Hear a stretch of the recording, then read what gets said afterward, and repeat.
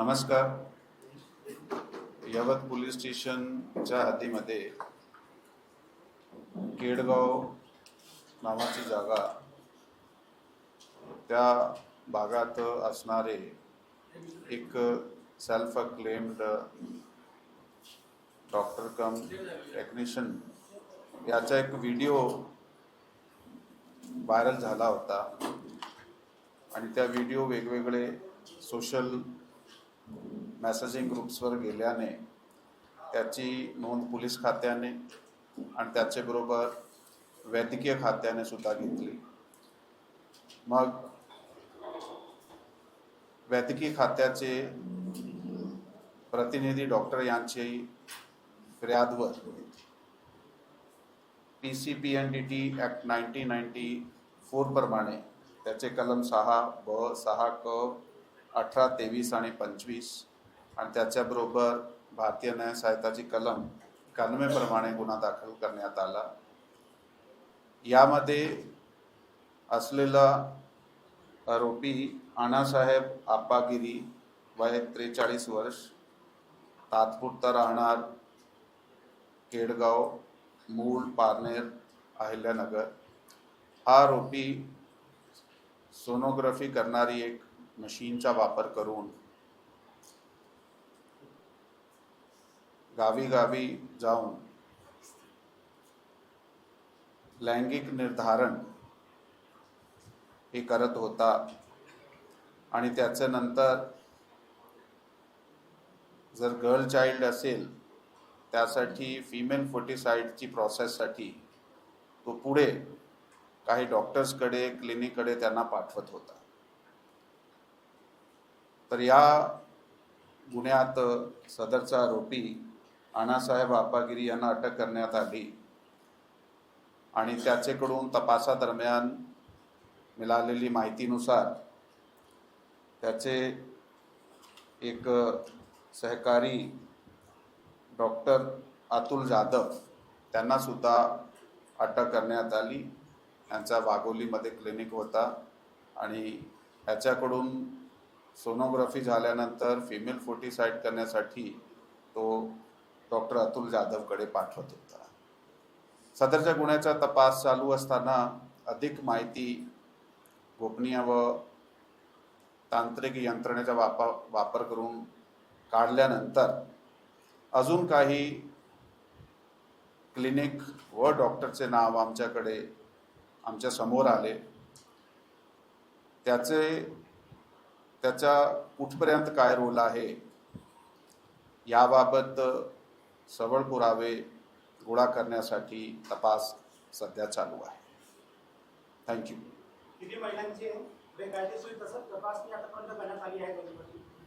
यामध्ये सध्या ती अंकडे आम्ही आपल्याला सांगू शकत नाहीये, कारण जे नाम आमच्याकडे आता क्लिनिक आणि डॉक्टर्सचे निष्पन्न झालेले आहे त्यांच्याकडे जे माहिती, जे रजिस्टर्ड माहिती आहे ते सगळी माहिती आमच्याकडे गोळा केल्यानंतर त्याचा विश्लेषण झाल्यानंतर हे निष्पन्न होईल की नेमका एकूण किती नेमके असे प्रकारचे फिमेल फर्टिसाइड झालेले आहात. तरी जर आपण आरोपीला इंट्रोगेट केला आहे त्याचे सांगण्याप्रमाणे तो कदाचित असे प्रकारचे जे निर्धारण होता तो महिन्यात काही 30 ते 50 पर्यंत असे लैंगिक निर्धारण करत होता. त्याच्यातून किती पुढे फिमेल फर्टिसाइड झालेले आहे त्याच्यात अजून सखोल तपास करणे गरजेचे आहे. यासाठी आमची प्रक्रिया जे तपास आहे ते चालू आहे.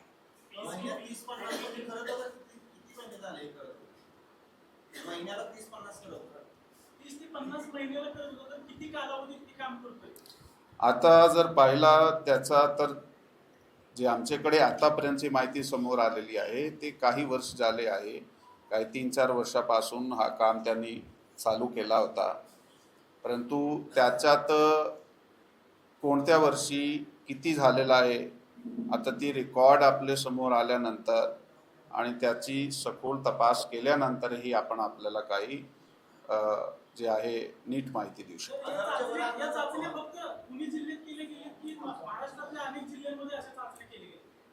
यामध्ये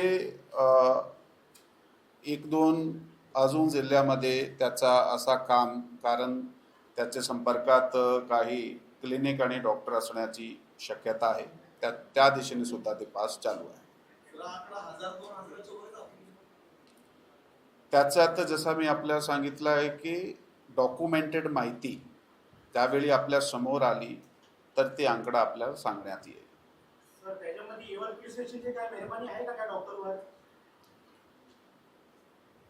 हे ज्यावेळी आपल्याकडे हे व्हिडिओ आला आणि वैद्यकीय यंत्रणा जे आहे, वैद्यकीय अधिकारी आहे, त्यांच्याकडे आल्यानंतर समन्वयामध्ये हे जे आहे FIR दाखल झालेली आहे. त्याच्यानंतर योग्याप्रमाणे त्याला अटक करून त्याचा 13 दिवसाचा PCR घेण्यात आला आणि त्याच्याबरोबर पुढे निष्पन्न झाल्यानंतर दुसरे डॉक्टर जे होते त्याला अटक करून 8 दिवसाचा परत PCR घेण्यात आला दुसऱ्या डॉक्टर. आता पुढील तपास जे आहे ते प्रामाणिकपणे चालू आहे.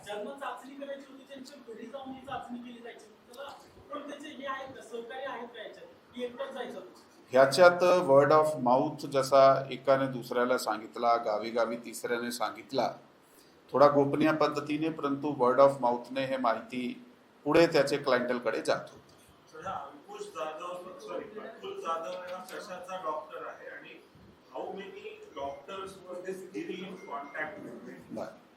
आता जर प्रायमा फेस आहे आतापर्यंत जे आपल्या समोर तपासादरम्यान निष्पन्न झालेला आहे, तर ह्या ज्या डॉक्टर बाबत आपण विचारताय हा वाघोलीमध्ये प्रॅक्टिस करताय आणि त्या डॉक्टरची तर हे continuously maximum number of cases त्यांनी त्यांच्याकडे पाठविले आहे.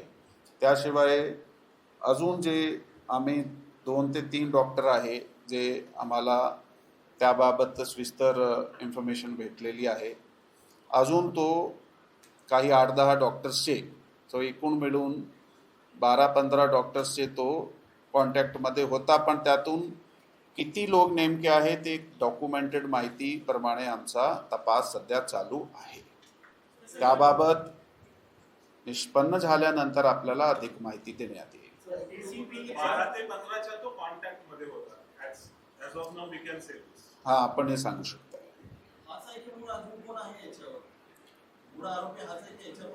मूळ आरोपी एक तर ही आहे आणि PSC PNDT कायदा त्याच्याबरोबर BNS 91 जर आपण वाचला तर त्याप्रमाणे ही अशा प्रकारची सोनोग्राफी करणे, सेक्स डिटर्मिनेशन करणारा इसम, त्याच्याबरोबर त्या निर्धारण झाल्यानंतर अबॉर्शन करणारा मॅडिक और पॅरामेडिक आणि त्यांच्याबरोबर जा काही व्यक्तीने असा केला आहे तो स्वतः व्यक्ती ह्याच्यात आरोपी होत आहे.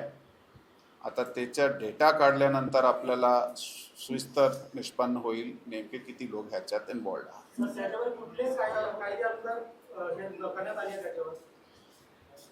PC PNDT ऍक्ट आहे, त्याची कलम 6B, 6K, 18, 23 आणि 25, त्याच्याबरोबर भारतीय न्याय संहिताची कलम 91 आणि 3-5 हे लावण्यात आलेले आहेत.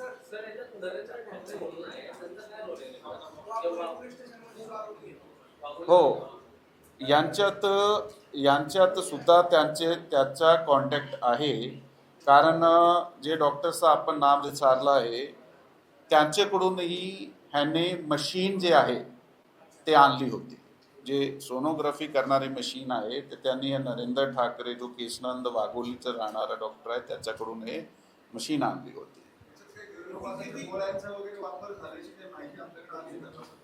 त्याच्यात अजून जे डॉक्टर्सकडे तो पाठवत होता, म्हणजे ते काय हा काही कन्व्हेन्शनल ज्या होमिओपॅथीचे संदर्भाने ना जाताना ते अबॉर्शन झाल्याची माहिती आमच्याकडे आहे.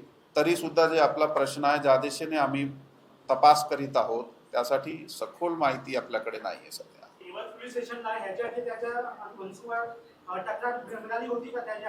पार्डन?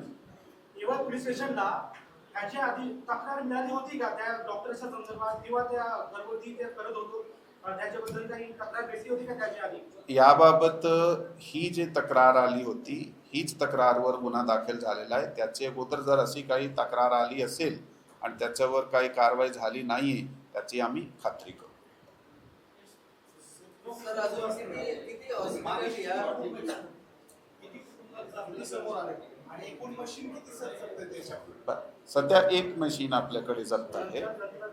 नाही पोर्टेबल मशीन जे आहे त्याचं लायसन्स कसं मिळतं, त्याचं काही व्हेरिफिकेशन होतं, त्याच्या पुढे काय केलं, त्याची काही यंत्रणा आहे का? आता त्यांनी तो स्वतःहून एकतर क्वालिफाईड नाही म्हणून तरी ज्यावेळी अशी मशीन लेण्यात त्याला त्याने काही लायसन्स किंवा कुठल्याही प्रकारच्या परवानगी घेतलेल्या नाही. बेकायदेशीर पद्धतीने त्यांनी तो मशीन हस्तगत केली आहे. पुढं कुठून घेतलं, काय केलं? आताही आपण सांगितलं की डॉक्टर नरेंद्र ठाकरे याच्याकडून त्यांनी हे मशीन 2-2.5 वर्ष अगोदर घेतली होती. ह्याच्या मागे अजून काही डॉक्टर किंवा हॉस्पिटलचा हस्तक्षेप असू शकतो? ते मी डिटेलमध्ये आपल्याला सांगितलेलं आहे की डॉक्टरांनी याला कसं काय दिलं म्हणजे काय विदाऊट परमिशन नसताना त्याचं शिक्षण झालेलं नसतं, त्याची काही इन्क्वायरी केली का डॉक्टर? तीच इन्क्वायरी चालू आहे. ते स्पष्ट दिसत आहे की त्यांनी एका प्रकारचा हे रॅकेट तयार करून त्याच्या स्वतःच्या फायद्यासाठी मूळ मास्टर माइंड कोण आहे? ठाकरे, गिरी या सर्वांचे? हा याच्यामध्ये हे वेगवेगळे लोक आहात त्यामध्ये. म्हणजे त्यामध्ये हे प्रॅक्टिस काही हिने पहिले तर चालू केली नाही, अगोदरपासून चालू झालेली ही माल प्रॅक्टिसमध्ये हा सहभागी झाला आणि नंतर ह्यांनी त्याच्या इंडिपेंडेंट सुरू केला. सर हिचा आधीचा काय बॅकग्राऊंड होता अण्णासाहेब गिरीचा आधी काय? हे 12वी पास आहे. डी फार्मसी जॉईन केली, सोडली आणि नंतर तो एका आयुर्वेदिक दवा जे आहे त्याचा मेडिकल रिप्रेझेंटेटिव्ह म्हणून काही वेळ त्यांनी काम केला, खरेदी विक्री वगैरेचा. आणि त्याच्यानंतर एक तो कुठेतरी इन्शुरन्स कंपनी वगैरे जे हेल्थ इन्शुरन्स वगैरे त्याच्यावर काम करत होता आणि नंतर तो या मार्गाने गेला. सर इन हिंदी नमस्कार. यवत पुलिस स्टेशन की हद्दी में केड़गांव नाम की जगह, यहाँ पे एक अन्ना साहब अप्पागिरी 43 इयर्स ओल्ड, हा व्यक्ति जो है वो पिछले कई साल से जो लिंग निर्धारण है वो कर रहा था. ये माल प्रैक्टिस कर रहा था. वो कोई क्वालिफाइड डॉक्टर नहीं है, परंतु कुछ साल पहले उसने कुछ डॉक्टर से इस प्रकार की ट्रेनिंग ली. फिर एक डॉक्टर से उसने ये सोनोग्राफी की मशीन प्राप्त की और उसके बाद ये गांव-गांव में जाके लोगों के घरों में जाके तो महिला जो प्रेग्नेंट हैं, जो सेक्स डिटर्मिनेशन करवाना चाहते हैं फैमिलीज, वहाँ पे इसने जाके इस तरह के केस किए. इसलिए कोई वो 20-30-50 हज़ार रुपये चार्ज करता था और अगर उसमें गर्ल चाइल्ड हो तो उसका फिर फीमेल फर्टिसाइड के फर्दर प्रोसीजर के लिए वो कुछ ठराविक जो क्लिनिक है या डॉक्टर हैं उनके साथ उनके पास भेजता था. या कई बार जो वो डॉक्टर हैं वो भी लिंग निर्धारण के लिए इसके पास लोगों को रेफ़र करते थे. तो अभी तक हमने इसके साथ सबसे ज़्यादा जो संकीर्ण माहिती हमारे सामने आई है उसमें एक अतुल जाधव बागोली के डॉक्टर हैं, उनके साथ. उसके बिना ये और भी 12 से 15 डॉक्टर जो हैं क्लिनिक हैं जो पुणे ज़िले में हैं या अहिल्यानगर डिस्ट्रिक्ट में हैं, तो उनके संपर्क में था. अब उनकी जो रजिस्टर्ड डॉक्यूमेंटेशन है उसके आधार पे हम आगे की जो तपास है वो इन्वेस्टिगेशन कर रहे हैं. Thank you. ज्यांनी जे गर्भनिदान चाचणी करून घेतले ते पालक म्हणजे कस्टमर ज्याला म्हणून हे तितके जबाबदार आहे, कारण त्यांनी मुलगा व्हावा या उद्देशाने हे सगळे उपद्व्याप केलेले आहेत. त्याच्यावर काय कारवाई होणार की नाही? इसमें यवत पुलिस स्टेशन में हमने PNDT एक्ट 1994 प्रमाणे 6B 6C 18, 23 और 25 और उसके साथ भारतीय न्याय संहिता कलम 91, 3, 5 के अंडर गुना दाखिल किया है। और इसमें जितने लोग भी उस भ्रूण हत्या में सहभागी है, वो डॉक्टर हो या वो ये टेक्नीशियन हो सोनोग्राफी करने वाला, या वो पेरेंट्स रहें जिन्होंने इस तरह का डिसीजन लिया, वो सब रिस्पॉन्सिबल है। आरोग्य विभाग का इसमें क्या कहना है सर? आरोग्य विभाग ने इसमें एफआईआर दिया है और उनके पास जितनी इन्फॉर्मेशन थी उन्होंने हमें दी है और आगे तपास हम कर रहे हैं। देखिए, अभी तक पुणे ग्रामीण और अहिल्यानगर ये 2 डिस्ट्रिक्ट्स का हमारे पास डिटेल आई है। पुणे डिस्ट्रिक्ट है, अहिल्यानगर। पुलिस स्टेशन के अंतर्गत 3 साल से वहाँ पे वो व्यापार कर रहा था इस तरीके का। पुलिस स्टेशन को पता नहीं था वहाँ पे क्या चल रहा है क्या नहीं चल रहा है। कहीं ना कहीं फेलियर नहीं हुआ पुलिस स्टेशन की उसके अंदर। देखिए, आपका जो प्रश्न है वो सही है कि वो कुछ सालों से इस तरह के जो बेकायदेशीर प्रोसेस है काम वो कर रहा था। जैसे ही उसका वो वीडियो प्रसारित हुआ, सोशल मीडिया पे आया, एक एप्लीकेशन आई, वो पुलिस के पास और वैद्यकीय डिपार्टमेंट मेडिकल जो सिविल सर्जन हैं हमारे यहाँ के, तो उनके पास पहुंची। तो उसके बाद एफआईआर देने के बाद आगे तपास करने के बाद इसको अटक किया गया है, अरेस्ट किया गया है। 13 दिन पीसीआर मिला है। उसके बाद इसके जो साथीदार डॉक्टर अतुल जादव हैं उनको अरेस्ट करके 8 दिन का उनका पीसीआर लिया गया है। इसके बाद और इनके क्लोज रहनारे जो अभी और 2-3 डॉक्टर हैं उनको हमने आरोपी किया है इस केस में। इसके बिना भी वो जो और 10-12 डॉक्टर के संपर्क में हैं उन डॉक्टर्स के बारे में सबको चौकसी की जा रही है। सर, आज भी रेवत पुलिस स्टेशन की हद के अंदर काफी लॉजेस के अंदर पैसे व्यवस्था चलता है, लेकिन उनको बताने के तो कहीं ना कहीं पत्रकारों को दबाने की कोशिश वहाँ पे की जाती है। उसका क्या कहना चाहेंगे आप? अभी तक कितनी महिलाओं की देखिए, ये जो आंकड़ा है वो अभी इमीडिएटली हम आपको स्पष्ट आंकड़ा नहीं दे सकते। कारण जो रिकॉर्ड है वो रिकॉर्ड इन्होंने कुछ मेंटेन किया नहीं है, लेकिन जब क्लिनिक या डॉक्टर्स के पास जिस तरह का डॉक्यूमेंटेड रिकॉर्ड है उसका पूरा एनालिसिस विश्लेषण करने के बाद ही हम आपको बाकी की माहिती दे पाएंगे। ये इंक्वायरी कुछ जगह की गई है और बाकी जगह अभी चल रही है। हाँ, शिरूर पुलिस स्टेशन में जो फायरिंग का एक इंसिडेंट हुआ था जिसमें शिरूर पुलिस स्टेशनला 509/2026 जे गुन्हा दाखल आहे कलम 103, 109, 126(2), 189(2), 191(2), 191(3), 190, 281, 324(4) आणि त्याच्याबरोबर भारतीय न्याय संहिताच्या कलमाबरोबर आर्म्स ॲक्ट 325 आणि 327 लागलेला आहे। यामध्ये उमेश अनिल जगदाळे हा फिर्यादीची फिर्यादवर एक गुन्हा दाखल करण्यात आला। यामध्ये 9 आरोपीचे नाम आमच्याकडे निष्पन्न होते।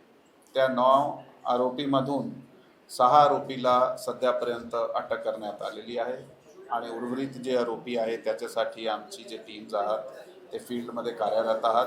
लवकर ते लवकर त्यांना अटक करून यामध्ये कठोर कारवाई केली जाईल।